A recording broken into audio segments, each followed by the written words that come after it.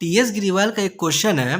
Question तो बहुत easy है, बस ये वाला जो पार्ट है ना, ये थोड़ा अजीब तरीके से जो शो कर रहा है ना, इसके वजह से बहुत किसी को समझ में आता नहीं है। तो चलो इस क्वेश्चन को अब बनाया जाए। मज़ेदार क्वेश्चन है।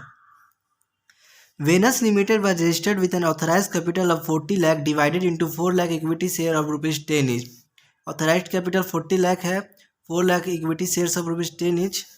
70,000 of these shares were issued as fully paid up to MS Star Limited for building purchased from them. इस लाइन से हमें ये समझ में आ गया कि हम लोग को वो वाला asset account debit to vendor account मतलब वो वाला भी बनाना पड़ेगा। इसमें आगे बढ़ा जाए। 2 lakh शेयर्स और issue to the public and the amounts were payable as follows. इससे हम लोग को ये बात समझ में आ गया कि ये क्वेश्चन में देखो हम लोग का दिमाग खराब करने के लिए दोनों चीज़ दे दिया है। एक तो पब्लिक को भी शेयर इशू किया है जिसका तो हम लोग नॉर्मल बनाते ही हैं, और एक वो एसेट वाला भी हम लोग को बनाना पड़ेगा। पता ना, पागल है सब साला। नहीं, इस कंपनी को बोल रहे हैं, तुम लोग को पागल नहीं बोल रहे हैं भाई साहब। ऑन एप्लीकेशन ₹3 ऑन अलॉटमेंट जो भी हो, the amount received were as follows on 1 lakh. हाँ, यही वाला है, बहुत किसी मेरे दोस्त को समझ में नहीं आया था, तो यही वाला मेन पॉइंट हमको लग रहा है जो बताना है। देखो, टोटल तो 2 लाख शेयर अप्लाइड किया, 2 लाख शेयर इशूड हुआ था। क्योंकि ये प्रो डाटा का केस है नहीं, तो इसमें 2 लाख शेयर्स ही आया होगा। अब 2 लाख शेयर्स अप्लाइड हुआ, 2 लाख शेयर्स अलॉट हुआ, उसमें से 1 लाख शेयर्स जो था वो फुल अमाउंट कॉल्ड, उससे फुल अमाउंट मंगाया गया, फुल अमाउंट दे भी दिया। 60,000 जो शेयर था वो 2 लाख में से 1 लाख तो फुल दे दिया, बाकी जो 1 लाख था उसमें से जो 60,000 शेयर था वो सिर्फ ₹7 कॉल्ड हुआ तो वहीं तक दिया। इसका मतलब अगर तुम नोटिस करोगे तो वो ₹3 एप्लीकेशन का दे दिया, अलॉटमेंट का भी ₹2 दे दिया, फर्स्ट कॉल का भी ₹2 दे दिया, but second and final call का वो दिया ही नहीं। इसको हम अभी नोटबुक में यहाँ पे अच्छा से समझाएंगे, पहले यहाँ क्वेश्चन में दिखा देते हैं। फिर 30,000 शेयर था, ये ₹5 पर शेयर, इसका मतलब ₹3 एप्लीकेशन का 3 दे दिया, अलॉटमेंट का 2 दे दिया, 3 + 2 5 हो गया। मतलब ये फर्स्ट कॉल भी नहीं दिया और सेकेंड कॉल भी नहीं दिया। उसी तरह 10,000 का ₹3 पर शेयर, ये तो सिर्फ एप्लीकेशन का दिया, बकलोल था, अलॉटमेंट भी नहीं दिया, फर्स्ट कॉल भी नहीं दिया, सेकेंड कॉल भी नहीं दिया। बकलोल सबको क्या कहा जाए। अब देखो, हो सकता चालाक भी हो, कंपनी बेकार था पहले ही समझ गया। The director forfeited 10,000 shares on which only ₹3 पर शेयर्स वाज रिसीव्ड। इसका मतलब डायरेक्टर अभी तक ये लोग का कुछ फॉरफिट नहीं किया है, ये लोग को अभी भी चांस दिया है कि बउआ दे दो ना तो लात मार के तुमको भी निकालेंगे 10,000 वाले जैसा। फिलहाल इस 10,000 वाले को देखा जाए तो इसको फॉरफिट किया है। एंट्री के बाद हम लोग इसका फॉरफिटर एंट्री करेंगे। दिस शेयर्स वर री इशूड एट ₹12 पर शेयर फुल्ली पेड अप। इसका मतलब री इशू भी हो रहा है, कैपिटल रिजर्व में भी भेजना पड़ेगा। पास नेसेसरी जर्नल एंट्रीज, हाँ ये तो काम बचा है ज़िंदगी में। साला जर्नल नहीं, मैंने गाली नहीं दिया भाई।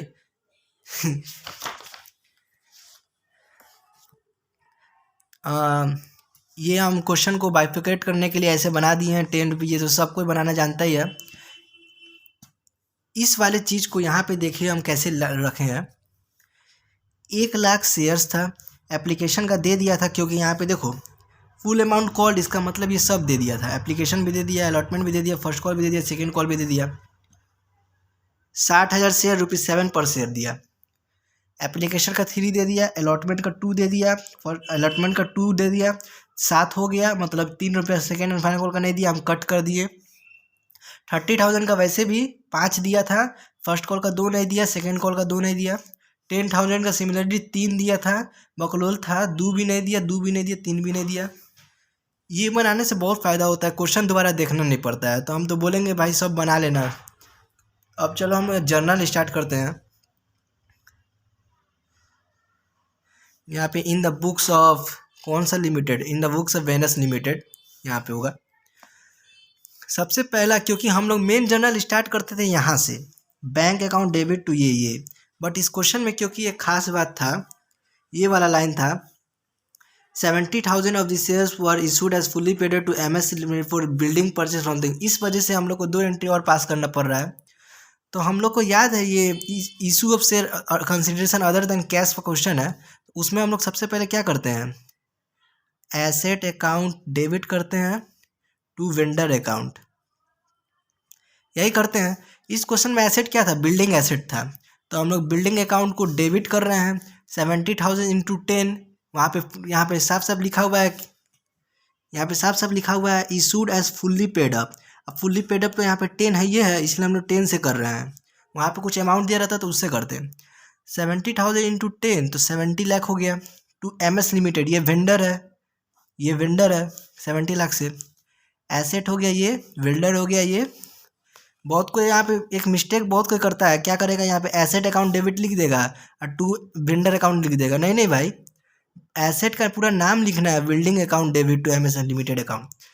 और वापस MS लिमिटेड अकाउंट को हम लोग को शेयर कैपिटल में ट्रांसफ़र करना है, परचेस कंसिडरेशन। तो MS limited account debit 70 lakh to equity share capital account 70 lakh. ये तो आसान है। अब हम लोग का मेन एंट्री जो सबको जानता ही है, बस थोड़ा सा क्वेश्चन की वजह से प्रॉब्लम हो जाता है। Bank account debit 2 lakh shares था, एप्लीकेशन में 3 रुपीज़ कॉल करना था। 6 lakh to equity share capital 6 lakh, easy था। Equity share application account 6 lakh to equity share capital account, कुछ नहीं किए, सिर्फ शेयर का एप्लीकेशन अकाउंट को शेयर कैपिटल अकाउंट में ट्रांसफ़र कर दिए, क्योंकि प्रो राटा कुछ केस था नहीं जिसमें हमको मज़ा आता है बनाने में। प्रो राटा है नहीं तो सिंपल ट्रांसफ़र कर दिए। अब थोड़ा सा हार्ड, ज़्यादा नहीं, मतलब मेन यहीं से स्टार्ट हो रहा है। सबसे पहले हम लोग अलॉटमेंट का कॉल को ड्यू करेंगे। Equity share allotment account debit 2 lakh share था, 2 रुपीज़ पर कॉल था, तो हम लोग डेबिट अलॉटमेंट का शेयर हम लोग ड्यू कर दिए। ये थोड़ा मेन एंट्री है, ये समझ गए, हो गया, क्वेश्चन ख़त्म। उसके बाद बस इसी का सिनोनिम छापते रहना, सिमिलर चीज़ छापते रहना है। सबसे पहले क्या करना, बैंक अकाउंट लिख देना, और ये अभी मत लिखना, ट्रिक है, आसान रहता है। बैंक अकाउंट लिखना, कोई भी वैल्यू नहीं लिखना है। उसके बाद हम लोग को, क्योंकि क्वेश्चन में पहले से पता है कि अलॉटमेंट में एक 10 पैसा नहीं आया 10,000 शेयर्स का, कॉल्स इन एरियर अकाउंट लिख दिए। 10,000 शेयर्स का नहीं आया था, अलॉटमेंट में 2 रुपीज़ पर शेयर का था। 10,000 टू 20,000 मतलब 20,000 रुपया नहीं आया था। अब क्योंकि ये 20,000 रुपया नहीं आया था, और उसके बाद सीधे हम लोग क्रेडिट करेंगे equity share allotment account. Total आना था, ये था 4 लाख, हम लोग को कॉल्स इन एरियर हो गया 20,000, तो इसका मतलब बैंक अकाउंट में कितना आया होगा, सिंपल 3,80,000। वही हम यहाँ पे शो करके लिख दिए कि 4 लाख माइनस 20,000 3,80,000। बहुत कोई पहले भी लिख सकता है बैंक अकाउंट डेबिट टू 3,80,000, लेकिन उसमें बहुत बार मतलब दिमाग ख़राब होता है कि अमाउंट क्या डाले नहीं डाले, मल्टीप्लाई करे। उससे अच्छा बैंक अकाउंट लिख के इसको थोड़ा देर छोड़ देना, कॉल्स इन एरियर अकाउंट पहले लिख लेना, फिर इक्विटी शेयर अलॉटमेंट अकाउंट तो ईजी है, यहाँ पे जो था टोटल यहीं पे लिखना है। क्योंकि हम लोग calls in arrears account and calls in advance account बनाते हैं, तो हम लोग डायरेक्ट उतार सकते हैं, हम लोग को मन में कुछ भी माइनस प्लस करने की जरूरत है नहीं। अब 4 लाख से 20,000 माइनस कर दी, 3,80,000। अब कुछ नहीं है, बस 5 मिनट का खेल है, नहीं 5 मिनट नहीं, हो सकता है बैंक इशू में टाइम लग जाए। फिर सिमिलरली उसी तरह equity share first call account को डेबिट किए, 2 लाख शेयर था to equity share capital account. हाँ, यहाँ पे बहुत किसी को एक डाउट हो सकता है। डाउट क्या हो सकता है, यहाँ पे क्वेश्चन कहा था the director forfeited 10,000 shares on which only ₹3 per share were receive, this shares were reissued at ₹10 per share fully paid up. बहुत किसी को डाउट हो सकता है कि एक बात बताओ भाई, 10,000 शेयर्स था ₹3 पर शेयर कॉल एप्लीकेशन के बाद, अलॉटमेंट का वो दिया नहीं, तुम अलॉटमेंट का कॉस्ट इन एरियर यहाँ पे रिकॉर्ड भी किए, समझ में आ गया, लेकिन इसके बाद तुमको फॉरफिट करना चाहिए था, फॉरफिट के बाद रीइशू करना चाहिए था। लेकिन ऐसा नहीं करेंगे। अगर ऐसा हम लोग को करना होता है, अलॉटमेंट के बाद ही हम लोग को फॉरफिट करना होता है, तो क्वेश्चन साफ मेंशन करता है कि आफ्टर अलॉटमेंट 10,000 शेयर्स को फॉरफिट किया गया, उसके बाद नेक्स्ट कॉल किया गया है। क्योंकि क्वेश्चन ऐसा कुछ बोला ही नहीं कि पहले फॉरफिट हुआ फिर नेक्स्ट कॉल हुआ है। इसका मतलब पहले हम लोग सारा कॉल मंगाए हैं, मंगाने के बाद हम लोग फॉरफिट बैंक री इशू सब किए हैं।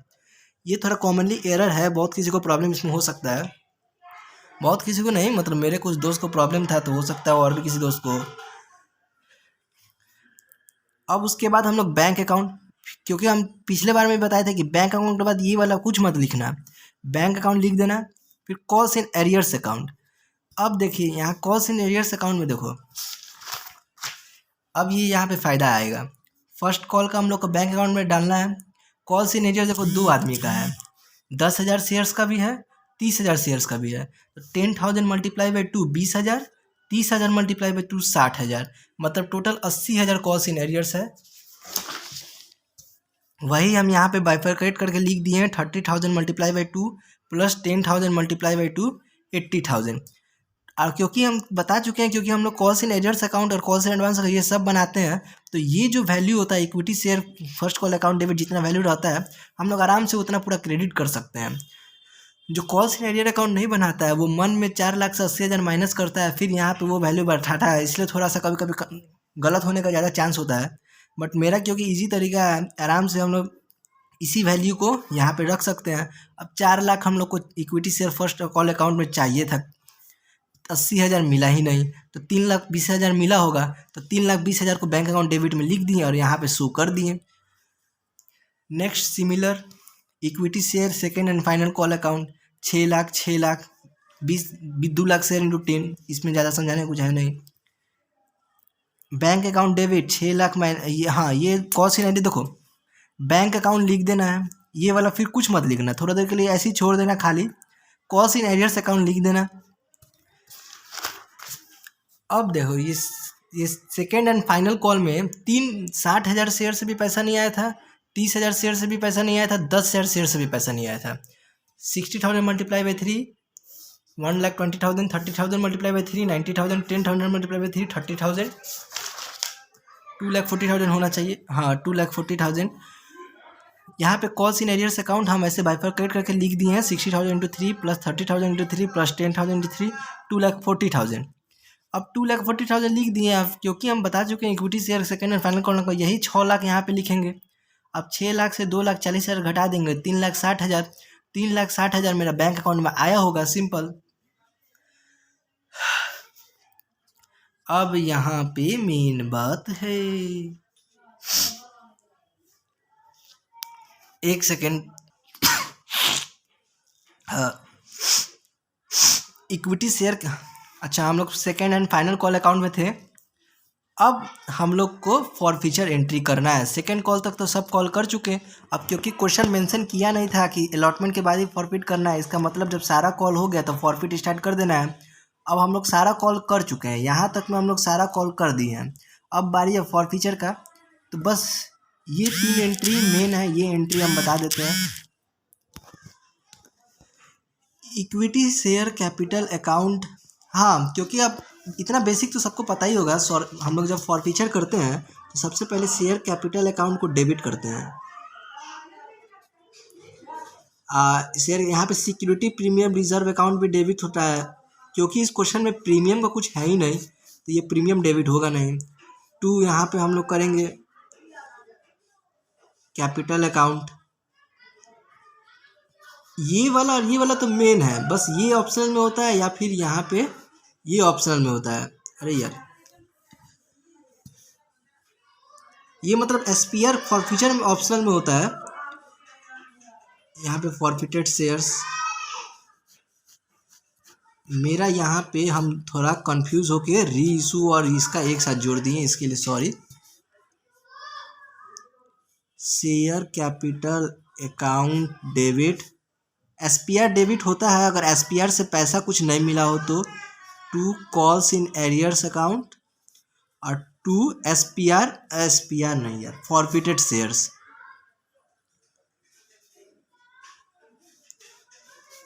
डॉक्टर के हैंड राइटिंग में लिख रहे हैं ना, मेरा भी दिमाग घूम रहा है। यहाँ पे equity share capital account 10,000 shares था और 10 जो इक्विटी शेयर कैपिटल अकाउंट में हमेशा उतना अकाउंट डेबिट होता है जितना कॉल हो चुका है। इस क्वेश्चन में 10,000 जो शेयर्स रखा था उससे एप्लीकेशन भी कॉल हुआ, अलॉटमेंट भी कॉल हुआ। वो अलॉटमेंट का दिया नहीं अलग बात है, कंपनी फिर भी उसको लात मार के नहीं निकाला। उससे फर्स्ट कॉल मांगा, फर्स्ट कॉल भी नहीं दिया, कंपनी भी पागल था, उसको फिर भी नहीं निकाला। वो सेकेंड एंड फाइनल कॉल भी नहीं दिया, उसके बाद उसको निकाल रहा है। इतना देर तक वेट किया था, कंपनी भिखारी था, जाने नहीं दे रहा था, लास्ट में मौका मिला निकालने का, लेजी भी कह सकते हैं। अब यहाँ पे क्योंकि 10 रुपीज़ तक कॉल हो चुका था और इक्विटी शेयर कैपिटल अकाउंट में हमेशा उतना डेबिट होता है जितना का कॉल हो चुका था। 10,000 into 10 equal to 1 lakh. 2 calls in arrears account, calls in arrears account क्योंकि हम लोग को सिर्फ 10,000 शेयर्स का फॉरफिट करना था, तो हम लोग सबसे पहले अपने यहाँ पे आएंगे और हम लोग क्या देखेंगे कि ये अलॉटमेंट का भी नहीं दिया था, फर्स्ट कॉल का भी नहीं दिया था, सेकेंड फाइनल कॉल का भी नहीं दिया था। 10,000 multiply by 2, 10,000 multiply by 2, 10,000 multiply by 3, total यहाँ पे वैल्यू आ गया, किधर गया, 70,000।